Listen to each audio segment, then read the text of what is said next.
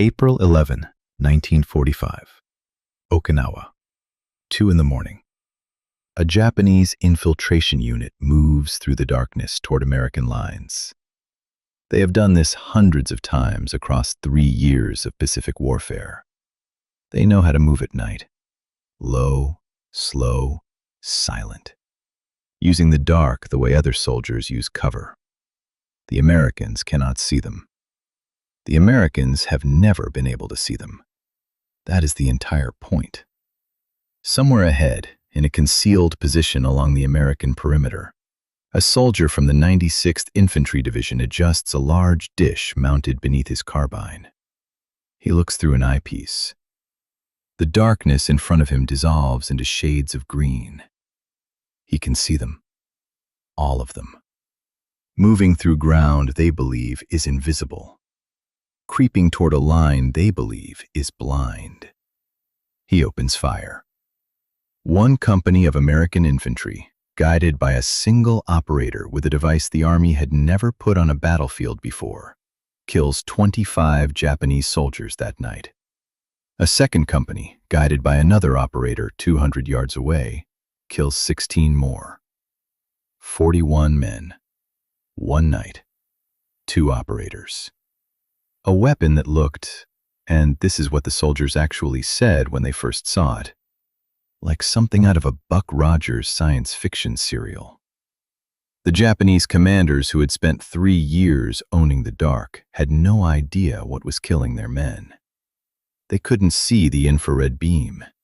They couldn't locate the source of the fire.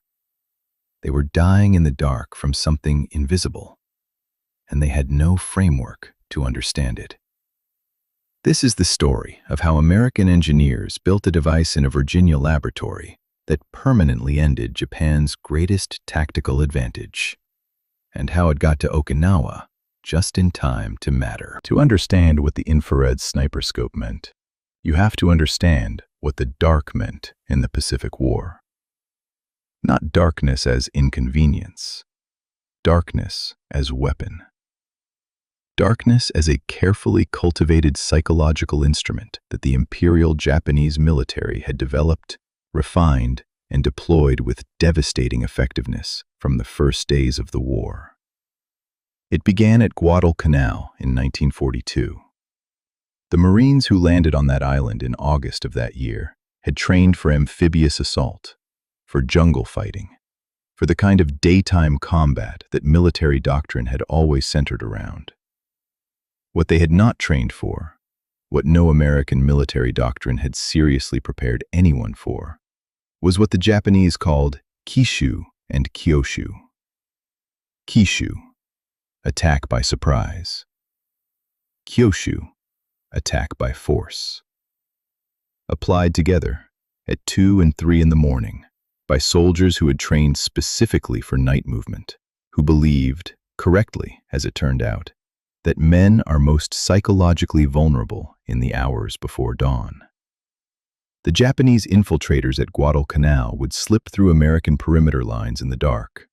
They would emerge inside defensive positions without warning. They would use knives, bayonets, anything that didn't make noise until the moment it was too late. They would attack the perimeter from inside. They would cut communications wire. They would kill men in their foxholes before those men were fully awake. And they would vanish back into the dark before anyone could mount a coherent response. The psychological damage was catastrophic.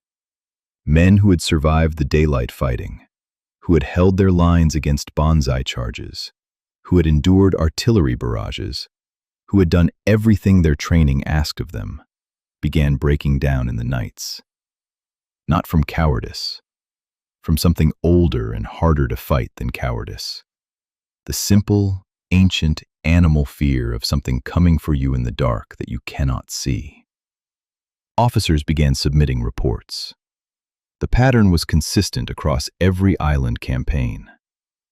Guadalcanal, New Georgia, Bougainville, the Philippines. Men who were solid in daylight combat were becoming non-functional after days of night infiltration. Sleep deprivation compounded everything. You cannot rest when rest means closing your eyes in the dark, while something that wants to kill you knows exactly how to move through it. Even as late as 1945, American commanders were openly acknowledging the problem. The United States Army, with some notable exceptions, Rangers in Europe, select jungle units in the Pacific, simply did not fight well at night. The preferred doctrine was to establish defensive perimeters at dusk, hold them until dawn, and resume offensive operations in daylight. This gave the Japanese approximately 8 hours every night to do whatever they wanted. The problem wasn't courage, and it wasn't competence. It was physics. You cannot shoot what you cannot see. In 1943, a group of engineers at the United States Army Engineer Board at Fort Belvoir, Virginia, decided to attack that physics problem directly. The concept they were working with was not new. Infrared light had been understood scientifically for over a century. Objects emit heat. Heat produces infrared radiation. Infrared radiation, unlike visible light, is invisible to the human eye. But it is not invisible to the right kind of lens. The question the Fort Belvoir engineers were asking was simple and radical. What if you could build a device that converted infrared radiation into a visible image? What if you could give a soldier the ability to see in complete darkness, not by adding light, but by detecting the heat that living bodies naturally emit? What if you could make darkness irrelevant? The first prototypes were crude: an electronic telescope, a sealed beam light fitted with an infrared filter, invisible to the naked eye, but detectable by the scope's image tube. A lead-acid battery carried in a canvas knapsack because the device needed power, and there was no elegant solution to that problem yet. The image tube was the critical component. The tube converted the infrared signal into something a human eye could process, a green-tinted image of the world as the infrared scope saw it. Living bodies glowed. Objects emitting heat stood out. A man crawling through darkness toward an American perimeter would appear, to a sniperscope operator, as a clear, moving shape in shades of green. The Navy, when approached about sharing image tube technology, initially refused. Their concern was reasonable. If one of these devices was captured by the Japanese, the enemy would understand immediately what it did and how to defeat it. The Navy did not want to hand the Pacific's most important tactical secret to the enemy through a single unlucky moment on a battlefield. The Army engineers worked around the problem. They refined the device. They iterated. They produced an improved version, designated the T3 carbine sniper scope, mounted on a modified M1 carbine and built to survive the humidity, salt air, and punishment of Pacific combat. On March 16, 1944, the T3 sniper scope was approved for limited procurement. The soldiers testing it called it Molly. They called the companion handheld observation scope Millie. They were not trying to be cute. They were doing what soldiers always do with equipment that becomes part of their daily existence. They gave it a name. Now the question was whether it would actually work when Japanese soldiers came out of the dark. The invasion of Okinawa, Operation Iceberg, was the largest amphibious assault in the Pacific theater of the entire war. The numbers alone are staggering. On April 1, 1945, approximately 182,000 Allied troops landed on Okinawa's beaches. Facing them were roughly 70,000 Japanese soldiers under Lieutenant General Mitsuru Ushijima, dug into a defensive network of caves, tunnels, and fortified ridgelines that the Japanese had been constructing and improving for months. Ushijima had no illusions about the final outcome of the battle. He knew Okinawa would fall. His mission was to make the Americans pay such an enormous price in blood that the projected invasion of the Japanese home islands would seem impossible to sustain politically. He was willing to sacrifice every man under his command and most of Okinawa's civilian population to achieve that goal. The fighting that followed was 82 days of some of the most savage combat of the entire war. The terrain worked against the Americans at every turn. The Shuri Line, the main Japanese defensive position anchored around Shuri Castle in the island's south, was a masterpiece of prepared defense. Ridges and escarpments with names like Hacksaw, the Maeda Escarpment, and Ishimi became synonymous with mass casualties and impossible odds. At night, the Japanese owned the ground between the lines. Infiltration units moved through the dark with the practiced ease of men who had been doing this for 3 years. They targeted communications wire, cutting American units off from their commanders. They crept into positions and killed men in their foxholes. They launched screaming bonsai charges at 3 in the morning, designed as much to shatter nerves as to seize ground. The psychological toll on American infantry was severe and cumulative. Days of brutal daylight fighting followed by nights of terror, with no genuine rest possible between them.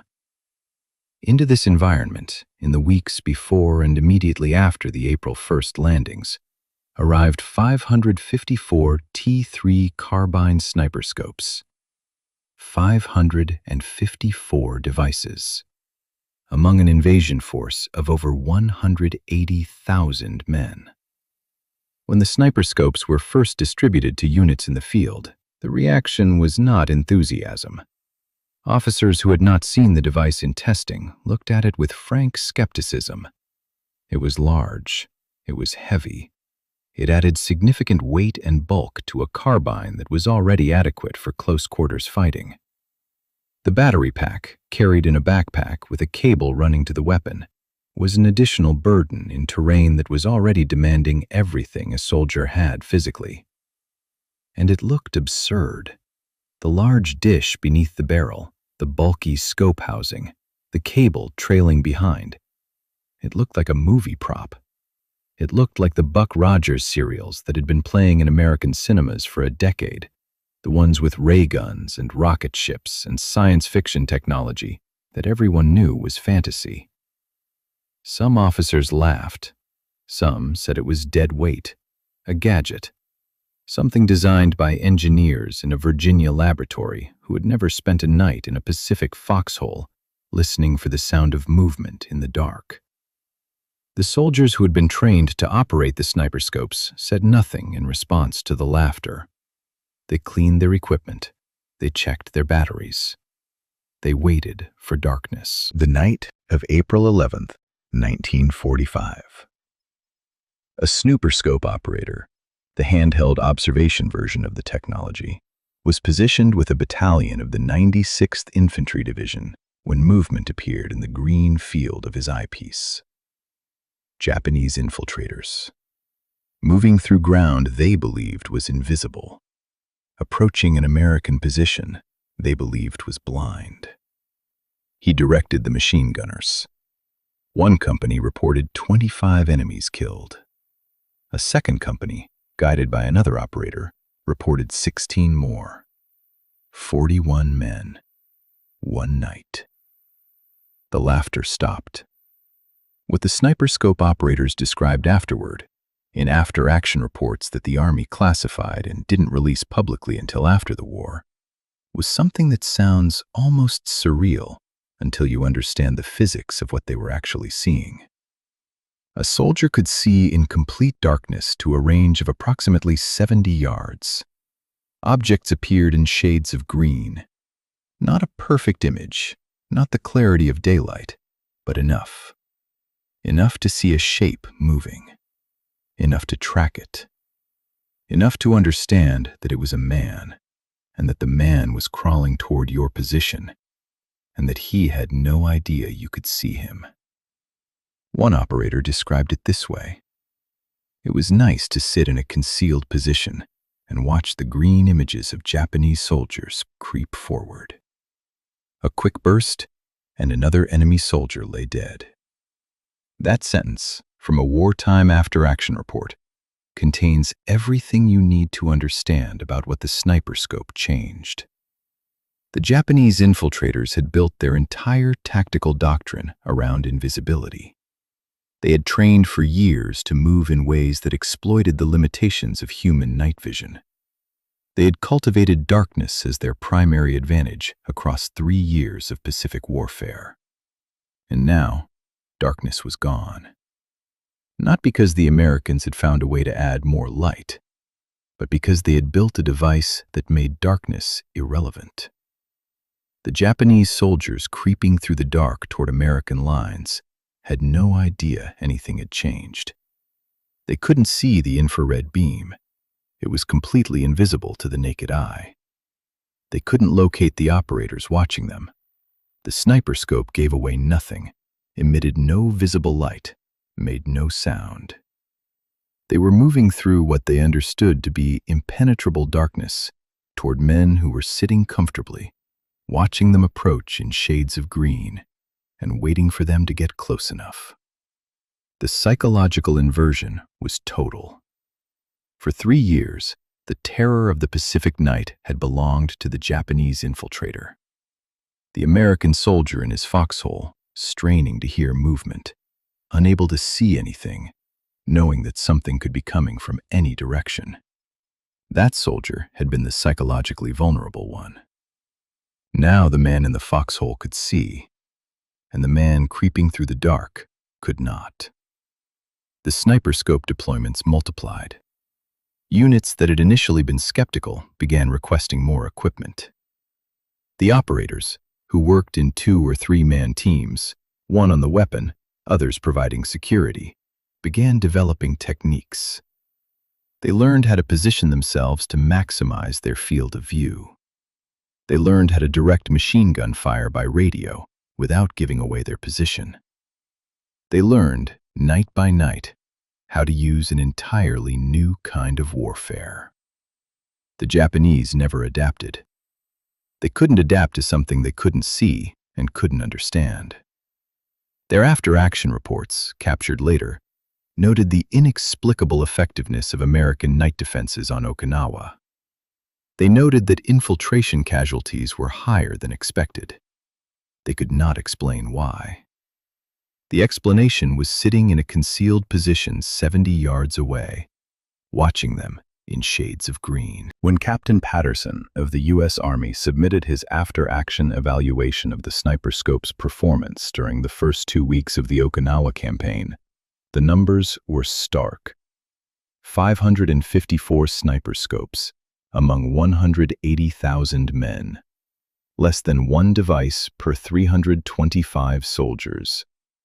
Those devices accounted for 30% of all Japanese casualties caused by small arms fire in the first week of the campaign. Read that again slowly. 30%. From devices carried by a fraction of the total invasion force. From technology that had been laughed at when it arrived. From a weapon that looked like a movie prop and required a backpack battery and a 2-man team to operate. 30%. The math tells you something important about the nature of tactical advantage. The Japanese night infiltration doctrine had been devastating precisely because it was asymmetric. A small number of infiltrators, moving efficiently in the dark, could generate casualties and psychological damage far out of proportion to their numbers. The sniper scope inverted that asymmetry. A small number of operators positioned correctly could neutralize an infiltration force many times their size, not by being braver, not by being more numerous, by being able to see. The April 11 engagement was the most dramatic single night, but it was not an isolated event. Night after night across the Okinawa campaign, sniper scope operators were recording kills. The after-action reports that Captain Patterson compiled, through personal interviews with unit commanders, maintenance personnel, and operators across the 96th and 7th Infantry Divisions, described a consistent pattern. Japanese infiltration attempts that had previously caused significant casualties and psychological disruption were being detected and neutralized before they reached American lines. The operators themselves became a kind of specialist caste within their units. Men who had the patience to sit motionless for hours in a concealed position, watching a green-tinted field for movement. Men who could communicate quietly with machine gunners and direct fire without breaking their own concealment. Men who understood that the technology only worked if the Japanese didn't know it existed. That the moment the enemy understood what was watching them in the dark, they would adapt. The Army classified the sniperscope program. Soldiers who used it were instructed not to discuss it. The official after-action reports were stamped confidential. The technology was too valuable to risk compromising, and the battlefield advantage it provided was too significant to share with anyone who didn't need to know. Until mid-1946, the performance of the sniperscope and its companion observation device remained largely unknown outside of classified military channels.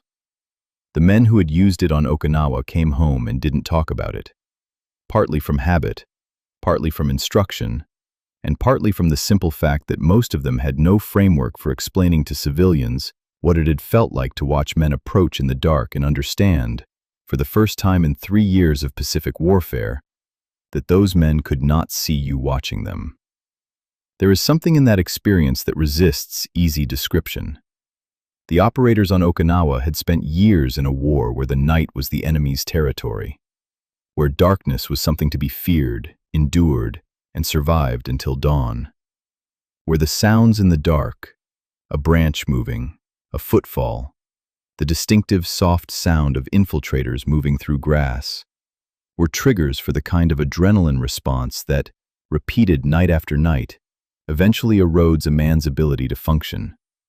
And then they had been handed a device that dissolved all of that took the terror of the unknown and replaced it with information, that converted the dark from an enemy into a neutral environment, one in which the man with the right technology held every advantage.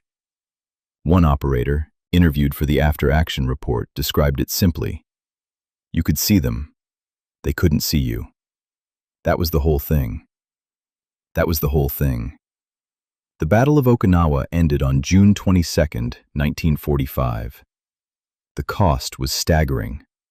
Approximately 12,000 American military deaths, over 70,000 Japanese military deaths, and somewhere between 40,000 and 150,000 Okinawan civilian deaths, in a campaign fought across 82 days on an island roughly 60 miles long. The atomic bombs fell on Hiroshima on August 6th and Nagasaki on August 9th. Japan surrendered on August 15th. The invasion of the Japanese home islands, Operation Downfall, never happened. The sniperscopes that had been deployed to Okinawa as a test of the technology's battlefield viability would never be used in the campaign they had ultimately been designed for. But the technology survived the war. And what happened to it afterward changed everything. The infrared sniperscope that American engineers built in a laboratory in Virginia in 1943 did not stay in 1943. It went to Korea. Refined, improved, miniaturized, the fundamental technology traveled with the American military through every conflict of the following decades: Vietnam, the Gulf War, Afghanistan, Iraq. Each generation of the technology built on the generation before it, shrinking the hardware, extending the range, improving the image quality, reducing the weight. Today, every American infantryman carries some version of what those Fort Belvoir engineers built. Night vision goggles, infrared weapon sights, thermal imaging systems that can detect a human body's heat signature through smoke, through light rain, through the kind of darkness that used to mean tactical blindness. The phrase that American military commanders use today, "own the night," has its origin in exactly the problem those engineers set out to solve in 1943. The Japanese night infiltration doctrine that terrorized American infantry from Guadalcanal to Okinawa described a real vulnerability. American soldiers could not see in the dark. The Japanese had built an entire tactical framework around exploiting that limitation. The sniperscope was the answer. Not a perfect answer. 70 yards of visibility in shades of green, requiring a backpack battery and a two-man team. But an answer. A proof of concept. Evidence that the physics problem was solvable. That darkness was not an inherent advantage for whoever chose to embrace it, but a temporary one. Temporary until the other side built a device that made darkness irrelevant. Think about what those 554 devices actually represented on Okinawa. They were carried by a fraction of the invasion force. They were laughed at when they arrived. Officers who had not seen them tested looked at the Buck Rogers dish and the backpack battery and the cable and dismissed them as gadgets. The soldiers who operated them were a small, specialized group, working in 2- and 3-man teams in concealed positions along the perimeter. And they accounted for 30% of all Japanese casualties from small arms fire in the first week. That number is a lesson in how tactical advantage actually works. It is not always about more men, more guns, more firepower.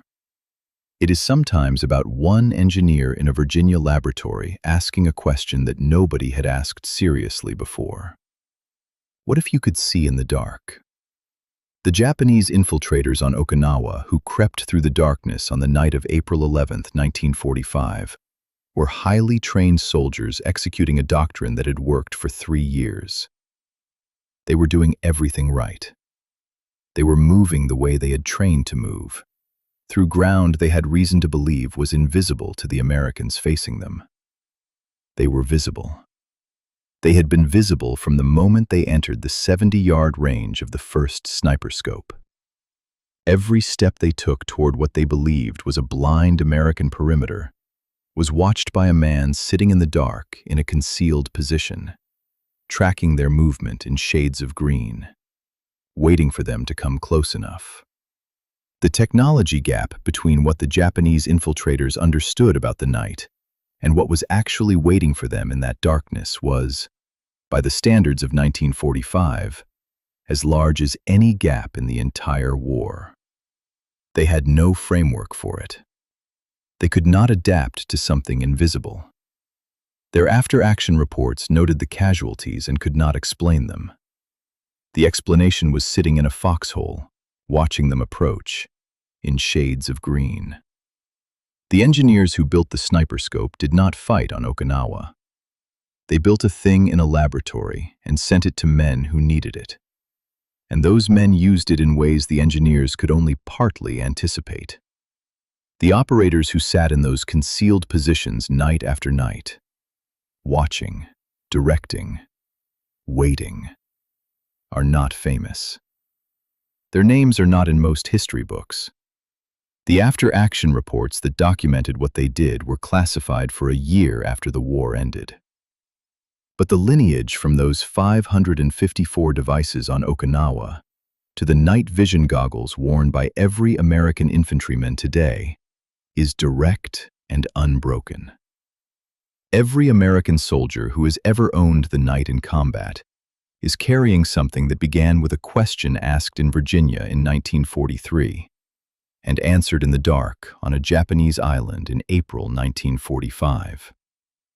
The Japanese commanders who laughed at the Buck Rogers ray gun had no idea what they were laughing at. It was the end of their greatest weapon. It was the end of the dark.